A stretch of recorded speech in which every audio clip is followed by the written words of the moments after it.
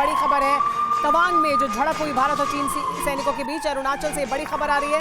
चीन ने रची अरुणाचल में गांव बसाने की साजिश। तो चीन की साजिशें किसी एक हद तक नहीं रुकती हैं। अरुणाचल सीमा में दिखी थी चीन की हलचल, गांव बसाने की साजिश की थी चीन ने। अरुणाचल को लेकर पेंटागन ने किया था आगाह। पेंटागन पहले ही इसको लेकर जानकारी दे चुका था कि अरुणाचल में चीन की तरफ से कोई हरकत की जा सकती है।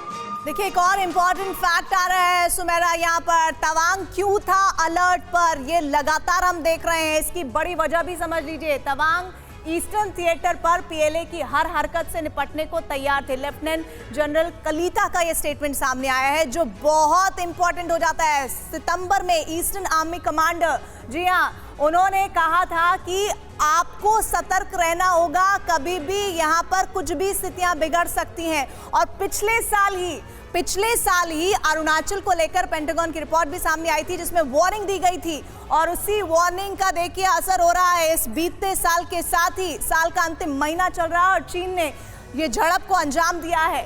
चीन ने अरुणाचल में बड़े बड़े गांव बसा लिए हैं, ये पेंटागन की रिपोर्ट बता रही है। और इन गांवों को बसाने का मकसद साफ तौर पर चीन की विस्तारवादी नीति है। अरुणाचल में चीनी गांव बसाने के दो मकसद सामने आते हैं। पेंटागन ये डिटेल में रिपोर्ट बता रहा है। पहला मकसद तवांग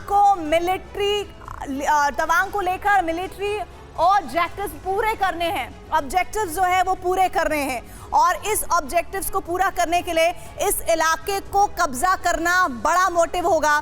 तवांग में चीनी सैन्य अधिकारियों की पिछले साल की ज्यादा मूवमेंट नजर आई थी और ये बताता है कि किस तरह से वो बहुत ज्यादा अलर्ट एरिया तवांग बन जाता है। अरुणाचल में चीन ने सर्विलेंस बढ़ाने की भी कोशिशें की है और ये कोशिशें बताती हैं कि लगातार चीन की पीएलए वहां पर बहुत ज्यादा एक्टिव थी। पीएलए ने एलएसी के सेंसिटिव इलाकों में पिछले साल पेट्रोलिंग बढ़ाई और इस पेट्रोलिंग बढ़ाने के बाद की जो एक और तस्वीर जो हमने आपको थोड़ी देर पहले वीडियो दिखाया था वो बता रहा था कि वहां पर भारतीय सेना डटी हुई थी। ये बात चीन की पीएलए को अच्छी तरह से पता थी।